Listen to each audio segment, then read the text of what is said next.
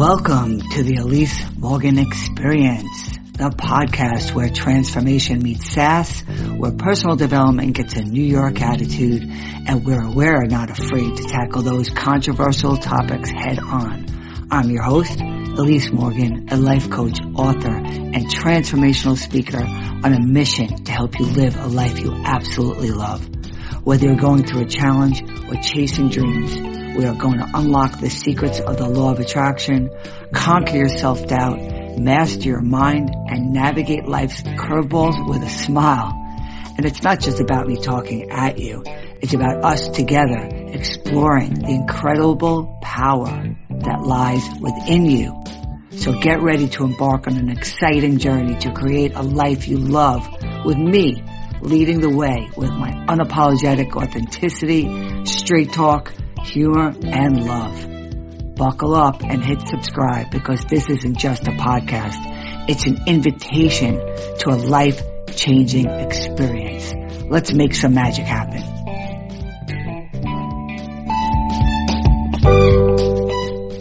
Hey world. Welcome to the Elise Morgan Experience. I'm your host, Elise Morgan, and this is episode 3. Happy holidays, or is it? Part 2.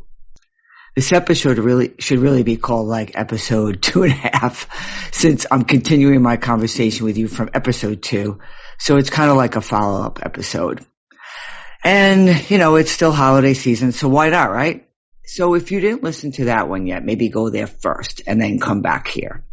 Anyway, in episode 2, we spoke about maybe not wanting to go to a relative's house for the holiday, or maybe not even wanting to participate in the holiday altogether due to sadness from like losing a loved one.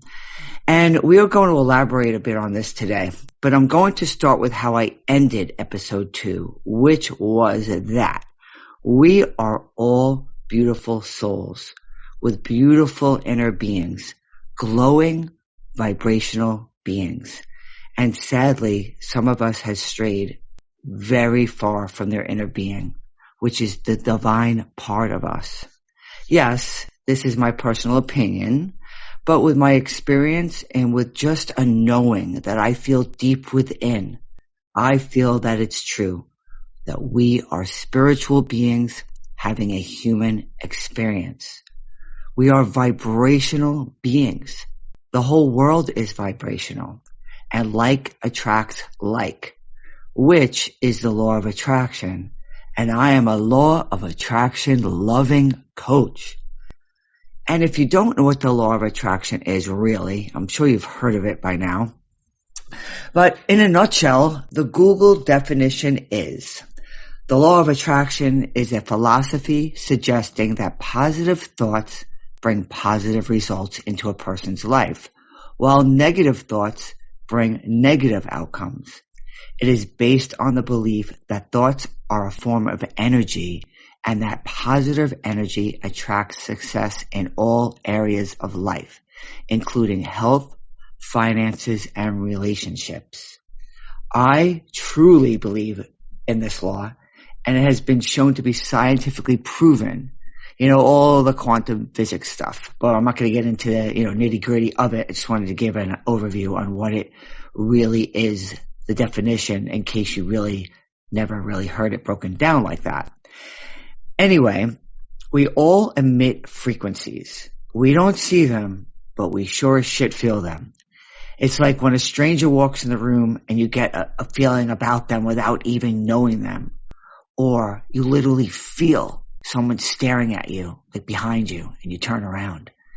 That's the vibe we all talk about. It's a frequency. And frequencies, they are either good or bad and sometimes in between, but we all feel them. It's an intuition. Side note, do you know that human beings are the only, for lack of a better word, animals that do not listen to their intuition? To their inner guidance system from within? We tend to look the other way. Animals in the wild don't. Why do we do that? Why is that? That's a whole nother episode. Literally a whole nother episode. But I wanted to bring up frequencies because our emotions are frequencies. Our thoughts and how we think about something can evoke an emotion to make us feel something. So in essence, we control our frequency with our thoughts. Feelings are frequencies and they run high to low vibrational. When you're feeling sad, depressed, anxious, angry, frustrated, stressed, these types of feelings are low vibrational. They emit a negative frequency. When you stay in that negative frequency for too long, you are in a constant of vibrating at that level. And you kind of get used to being there because the momentum of your thoughts and emotions are growing and growing there in that negativity. And then you attract more of that negativity to you in the forms of people, things, etc. Kind of like getting parking tickets, things not going right in your life, bad relationships, all the things. But a lot of those feelings began with just a thought about a person, a place, a thing, a situation. So you may be asking me, Elise, why are you telling us all this? It's a freaking holiday episode. I didn't know I signed up to listen to a Law of Attraction episode. Well, here's the deal. Let's take the situation we spoke of in episode 2, which was you are dreading going to a relative's house for the holidays. And even after listening to suggestions in episode 2, you do not feel comfortable telling your family that you aren't coming this year or not wanting to have them come to you. All the things. You feel going or having them over to you will be less stress than having to deal with them on your case for not going or not having them. In my world, we call it the path of least resistance. So here is where thought and focus come into play, along with frequency and vibration. If you focus or plug into on all the things you do not like and think about all the things you do not like, the toxic in-laws, the drunk uncle, the overbearing mom, the overspending of gifts, the running around feeling frantic, how do you think you're going to feel?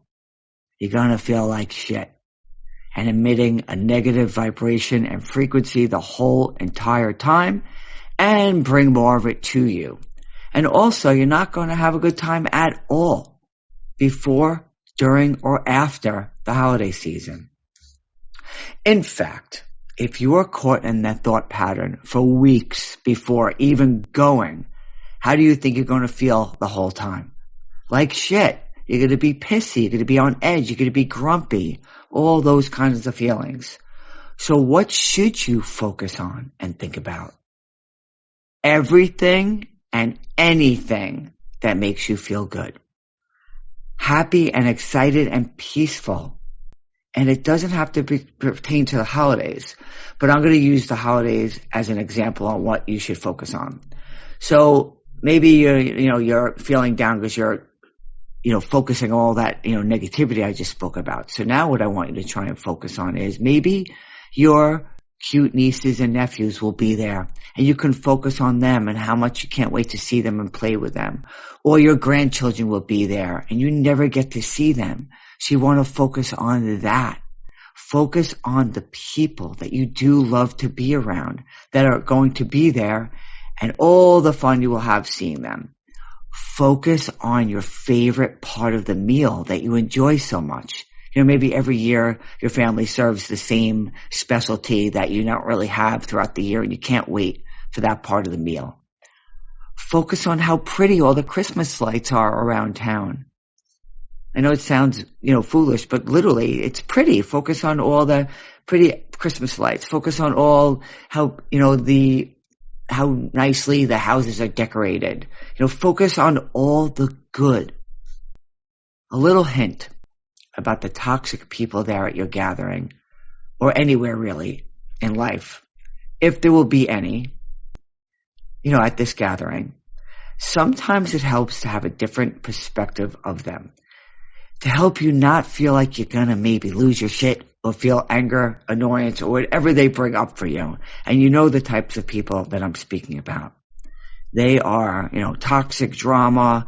They just very, very hard to be around. So here's one perspective or idea that I'd like to offer to you. Toxic humans, like I said, are very hard to be around. And I feel if you look at them in a sense that they are mentally handicapped. Oh, I know. You're not really allowed to say that word anymore. It's not politically correct. Whatever. So let's say challenged in a sense. So they are in a sense mentally challenged. So if you can imagine in your head, instead of the, mentally, it's physically. So envision that, that it's like them being in a wheelchair with no legs. And I know this is getting, down a little road that you weren't prepared for, but it's just for you to have a different perspective of the whole thing. So imagine that this person is there in a wheelchair with no legs. So when you are with them and then expecting them to be able to walk around the party and run around, guess what's going to happen? Well, you're going to feel very disappointed and possibly annoyed because they're not doing that. But they can't, right? They have no legs. It's just a weird analogy. So if you look at them for what is in front of you, which is they're toxic and they're mentally challenged, then you don't really expect anything more from them. Does that make sense? I know it's kind of a weird analogy, but I don't know. It helps when I try to explain to people how to kind of deal with very toxic people in a situation that you may or may not, be able to get out of. So when you're there, if you kind of look at it like this, it makes it easier to swallow, if you will. So knowing what you're dealing with and being prepared for it, in no way, shape, or form does that mean that you have to tolerate anyone mistreating you. I'm just giving you an analogy for you to try to make it through your holiday experience like a champ. See them and keep clear of them as much as possible. And just don't expect them to run around the party. Because remember, they don't have legs. I love this also. I love teaching this, and I'll bring it into this episode. And I'll probably speak about this a lot in future episodes. But it's all about where you are tuning in. It's like a radio station. And like I said, I'll teach more on this in future episodes because it's a great guide for you in all aspects of life. So where are you tuned into? What station? What channel? You get to choose. If you were tuned into let's say a heavy metal station and hate heavy metal, you would just change the channel, right? You wouldn't stay on that station yelling and pissed off that they're not playing the music that you like hip hop, EDM. You wouldn't go nuts and stay there bitching and moaning at this station for not giving you what you want or, hearing what you want. You wouldn't. The station is not what you like. You wouldn't be doing that. You wouldn't stay there on that station. No. You would change the station and tune into the station that you like and feels good. It's the same concept here in life. Change the station. Change your frequency. Steer clear of static. This is the type of thinking that I like to teach all day and every day. And it's useful all year round, not just for the holidays. It's the gift that keeps on giving. It's literally the best gift ever to learn that you control what station you are tuned into. Now, in the case of missing a loved one that we discussed in episode 2, the holidays can, bring up feelings of extreme sadness. And I so get it. For those of you who do not know my story, I had a younger sister that committed suicide at the age of 18, and we were very close. And I also lost my dad, who I was also extremely close to. And he also died so young. He was only 55 years old. So I do know the pain that you may be going through. So first and foremost, how you handle the holiday, or any day for that matter, in regards to losing a loved one. It depends on when the death, or what I like to call the crossing over, occurred. So if it's rather new and raw, then of course you are going to be sad and heartbroken and may choose to not participate in this year's festivities at all. Or you will be sad the whole entire time you were with family and friends. We must honor our grief and allow ourselves to feel the emotional pain of it all. We tend to not want to sit in emotional pain. We want to feel better now. We don't want to deal with the pain of it all. But actually sitting with it and going through it is part of the deep healing process. A process that so many run from. They try to numb themselves so they don't have to deal with it, turning to things that do not serve us. Drugs, booze, denial, etc., all that kind of stuff. So I suggest you honor your grief and go through it this holiday season and beyond. Surround yourself with supportive people. Seek help from people like myself and go through it best prepared and guided as much as possible. Going through it alone completely is never usually a good idea. If it's been quite a bit since this person passed and you seem to not be able to move forward, or just the holidays are bringing up a lot of the pain again, may I suggest again you honor the feelings. But now that time has passed and you are already moving forward with your life, instead of bringing you down into a negative vibration, try and focus on any good feelings that you can muster up, and not from a place of loss, but a place of gratitude. Grateful that you had them in your life. Grateful that you had a wonderful experience with them. Grateful for the happy memories that you have and will never let go, especially during this holiday season. Grateful for any good you felt and could still feel from the essence of this person. When you feel feelings for them from a deep, loving, grateful place, and not from a I don't have them anymore place, it just feels better and gets the momentum in that direction. It doesn't mean you do not miss them. It doesn't mean you don't wish they were still here. This type of focus just helps bring higher vibrational feelings and thoughts, which bring more and more of that to you. Does that make sense? Does this focus help you? Try that and let me know, please. You can let me know in the questions and answer section of the show notes. By the way, if you are listening to this episode in real time, this episode is due out December 13th. I am doing this insane holiday promotion to give you the opportunity to see what it's like to work with me. You ready? 1 month of one-on-one coaching for only $222. What? That's like nuts. It's usually $1,000, people.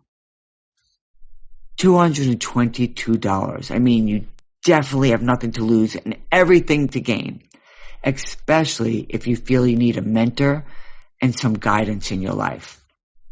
If you're interested, you can contact me through email or any of my social media, also listed in the show notes. Just message me the words holiday promo and we can take it from there. Also tonight, workshop 2 of the holiday workshop series is dropping in my free private Facebook group. So it's a great opportunity to interact with me live and connect and get to know me. So I would love to see you there. Tonight's episode, workshop. Tonight's workshop is titled How to Get Through the Holiday Sane and Peaceful. And I might add, without killing anyone. We will dive deep into the topics discussed here. Yes, here I am messing up those words again. Discussed here and then some. This is a great one and it should not be missed. You can join that free private Facebook group with the link in the show notes as well. So I truly hope you found some help and guidance for your holiday season within this episode. And if so, give me a follow, perhaps a 5-star review. I would so greatly appreciate it. And hey, while you're at it, tell all your friends.